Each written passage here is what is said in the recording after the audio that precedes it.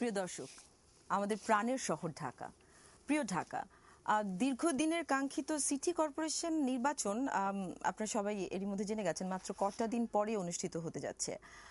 ঢাকার দুটি সিটি কর্পোরেশনে কারা হচ্ছেন নগর পিতা তারই একটা চুলচেরা বিশ্লেষণ চলছে কিন্তু আমাদের সবগুলো টেলিভিশন চ্যানেলে, পত্রিকাতে, মোটামুটি সবখানেই। প্রিয় শহর ঢাকাকে ময়লা মুক্ত, যানজট মুক্ত এবং সকল প্রকার সমস্যা মুক্ত, নিরাপদ দেখতে চাই আমরা সবাই। এবারে সিটি নির্বাচনে প্রবীণ বা পুরনোদের পাশাপাশি অনেক নতুন উদ্যমী এবং স্বপ্নবাজ প্রার্থীকে দেখতে পাচ্ছেন ঢাকাবাসী। তাদের মধ্যেই একজন মাহি বদরুদ্দোজা চৌধুরী। তিনি ঢাকা উত্তর সিটি কর্পোরেশন নির্বাচনে ঈগল প্রতীক নিয়ে লড়ছেন। প্রিয় দর্শক, মাহি বি চৌধুরী তার প্রতীক ঈগল এবং তার স্বপ্নময় সব প্রতিশ্রুতিকে সঙ্গে নিয়েই আমাদের সাথে শুরু করছে 5 পর্বের একটি বিশেষ ইয়াং নাইট অনুষ্ঠানে। আগামী 26 তারিখ পর্যন্ত তিনি থাকবেন ইয়াং নাইটে এবং ব্যাখ্যা করবেন তার নির্বাচনী ইশতেহার। এবং এই পুরো আয়োজনটির সাথেই মাহি বদরুদ্দোজা চৌধুরীর সাথে থাকবো আমি, সুজানা রফিক, এবং পরবর্তীতে আমার সহকর্মী সাবিনা মেহেদি। আপনাকে স্বাগতম আমাদের ইয়াং নাইট অনুষ্ঠানে এবং এটিএন নিউজে। অনেক অনেক ধন্যবাদ আপনাকে। আপনার ইশতেহারের শুরুতেই একটা জিনিস লেখা আছে, প্রজন্মের ভাবনা, প্রজন্মের শহর। একদম শুরুতেই ভাবনা থেকে শহর শুনে যেন মনে হয় একটা যাত্রাপথ আছে। হ্যাঁ, আমরা এই সব কিছু নিয়ে কথা বলবো। পুরো 5 দিনই আপনাকে পাবো এবং 5 দিনই আপনার সবকিছু নিয়ে আমরা কথা বলবো। কিন্তু তার আগে আপনার কাছে আমার একটা প্রশ্ন আছে, আপনি কি নিজেকে ইয়াং মনে করেন এখনো?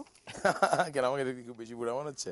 না, অনেকেই বলছেন চুলে সাদা রং চলে এসছে, বয়সটা যেন চলে গেছে। আমি কিন্তু কখনো দাবি করিনি যে আমি ইয়াং, বিকজ আমার মেয়ে অলরেডি ভোটার হয়ে গিয়েছে, বিশ্ববিদ্যালয়ে পড়াশোনা শুরু করেছে মাত্র। আচ্ছা, যেখানে আমি যদি এখন নিজেকে ইয়াং বলি তাহলে শুনতে খুব একটা ভালো লাগবে না, বাট আমি বলি আমি I am a young person.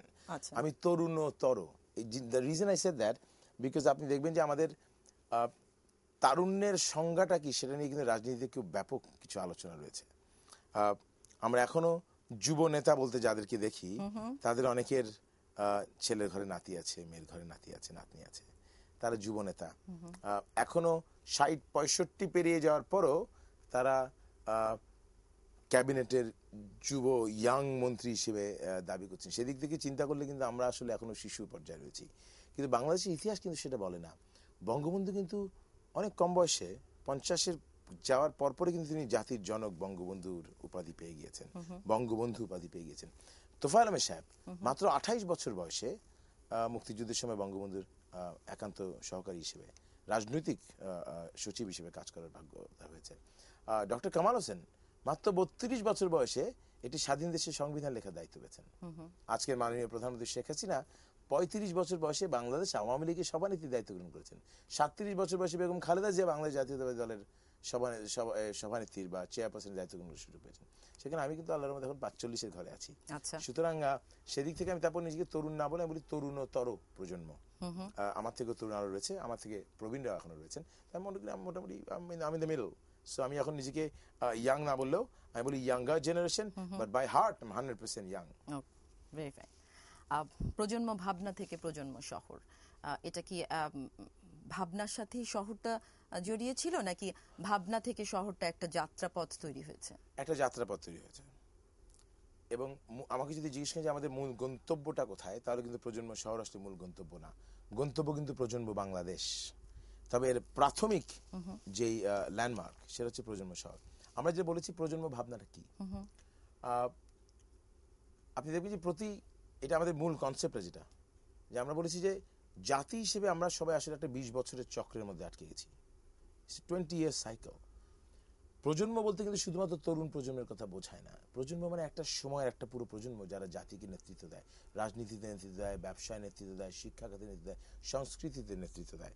সেই পুরো প্রজন্ম, সেই প্রজন্মের মধ্যে তারুণ্যের প্রাধান্য থাকে, কিন্তু তরুণরাই একমাত্র উপাদান নয়, সেখানে অন্যান্য সমস্ত বয়সের মানুষ সেখানে থাকে। সেভাবে যদি দেখেন যে 20 বছরের যে চক্রের কথা বললাম, এটা শুরু হচ্ছে সে 50-এর প্রজন্ম থেকে। 50-এর প্রজন্ম 52 সালে তারা প্রথম একটা দায়িত্ব গ্রহণ করেছে এবং জাতি হিসেবে যে আমাদের একটা স্বীকৃতি, রাষ্ট্রভাষা বাংলা চাই, সেই সংগ্রামে তারা আত্মাহুতি দিয়েছে, জীবন ত্যাগ করেছে এবং তারা আমাদেরকে একটি জাতি উপহার দিয়েছে। সেখান থেকে শুরু আমাদের যাত্রা। তারপর আমাদেরকে অপেক্ষা করতেছে 20 বছর, আসলে 70-এর প্রজন্ম। 70-এর প্রজন্ম তারাও আবার নিজের জীবন দিয়ে তাদের একটা অর্জন রইল, তার কি দিল, তারা আমাদেরকে স্বাধীন দেশ দিয়ে গেল। তারপর দেখেন আবারও একটা 20 বছরের চক্র, আসলে 90-এর প্রজন্ম। আবার 90-এর প্রজন্ম একত্রিত হলো।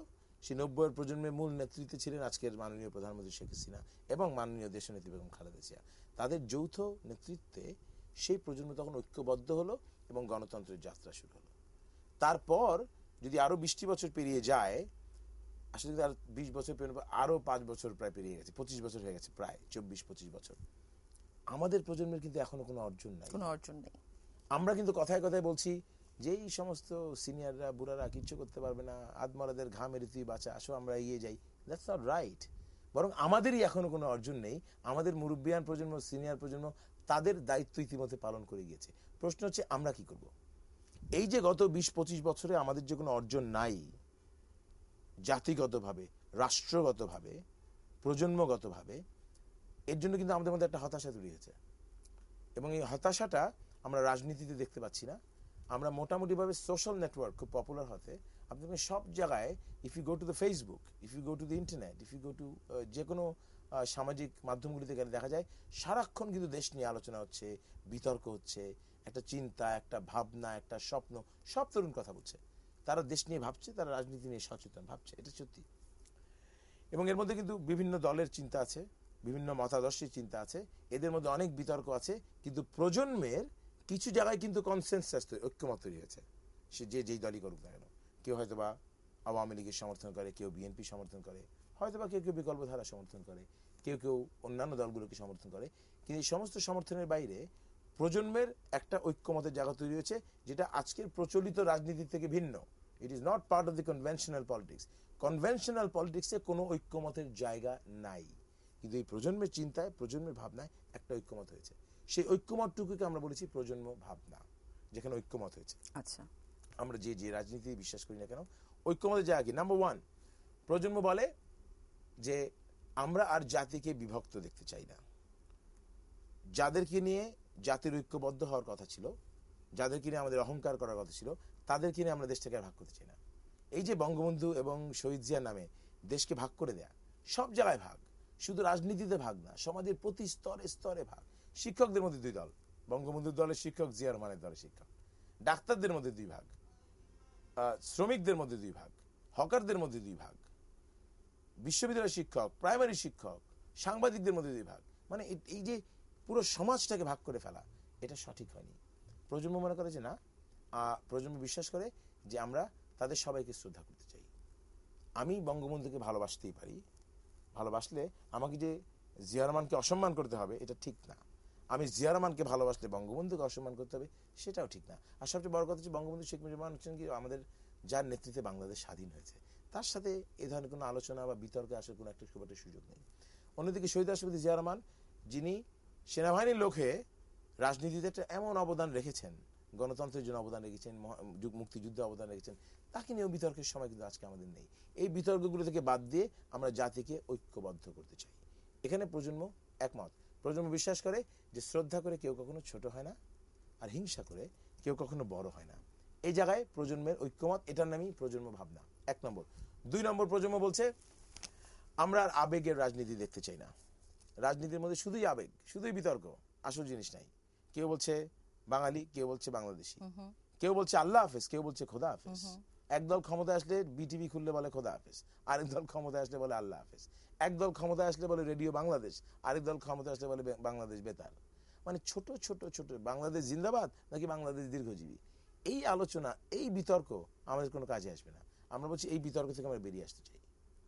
বেশি আমরা কর্মসূচি ভিত্তিক রাজনীতি দেখতে চাই। আমাদেরকে বলেন কিভাবে আমার বেকারের চাকরি হবে, আমাদেরকে বলেন আমাদের শিক্ষা পলিসি কি হবে, আমাদের ফরেন পলিসি কি হবে, আমাদের হেলথ পলিসি কি হবে, আমাদের পাবলিক হেলথ আপনি কিভাবে অ্যাড্রেস করবেন, সেগুলি নিয়ে কথা বলেন। Let us not talk about emotional politics anymore, let's talk about program based politics, কর্মসূচি ভিত্তিক রাজনীতি। সেখানে প্রজন্মের ঐক্যমত হয়েছে, এটা হচ্ছে 2 নম্বর। আর 3 নম্বর যেটা বলছে যে আমরা আর রাজনীতি যদি শুধু রক্ত দেওয়ার জন্য হয়, তাহলে এই প্রজন্ম মেধাবীদেরকে রাজনীতিতে আনা যাবে না। বাংলাদেশের মেধাবীরা কোথায় আজকে? মেধাবীদেরকে আপনি খুঁজে পাবেন সকালবেলা ভোরবেলা বিভিন্ন এমবেসির সামনে লাইন ধরে দাঁড়িয়ে আছে, কখন ভিসা নেবে কখন দেশ থেকে চলে যাবে। না, খুবই সত্যি। আমি আমি জানি না একটা প্রচার মাধ্যমে একটা প্রোগ্রাম সঞ্চালনার দায়িত্বে সেরকম কিছু একটা বলা ঠিক হবে কিনা, বাট সত্যি 43 বছর পার হয়ে গেছে, কিন্তু আমরা আসলে মাঝে মাঝে মনে হয় একটা দ্বিধা বিভক্ত অবস্থায় একটা জাতি আমরা, একেবারে বিভক্ত দুটো জিনিস, অবস্থায়। একদিকে হ্যাঁ। আমরা দ্বিধা বিভক্ত, আরেকদিকে আমরা হতাশ। মাহি, আমি এখানে আপনাকে একটু থামাবো। প্রজন্মের ভাবনা থেকে প্রজন্ম শহর, এই লোগোটা নিয়ে আমরা কিছু একটা দেখতে চাই এবং দর্শকদের দেখাতে চাই। চলুন একটু Please, দেখে let's আসি see. প্লিজ। মাহি মাহি মাহি মাহি এই প্রজন্মের মাহি ও মাহি মাহি মাহি মাহি মাহি মাহি এই প্রজন্মের মাহি ও মাহি মাহি মাহি মাহি মাহি মাহি এই প্রজন্মের মাহি এসো এবার এসো পথে চলো কিছু করি স্বপ্নটাকে মুঠোয় ধরি এসো এবার এসো পথে চলো কিছু করি স্বপ্নটাকে মুঠোয় ধরি যেতে হবে দূরে চলো হাতে হাত রাখি দেখাবে পথ মাহি যেতে হবে দূরে চলো হাতে হাত রাখি দেখাবে পথ মাহি এই প্রজন্মের ভাবনা থেকে একটা স্বপ্নে রূপান্তরের জন্য একটা রাজনৈতিক নেতৃত্বের প্রয়োজন রয়েছে।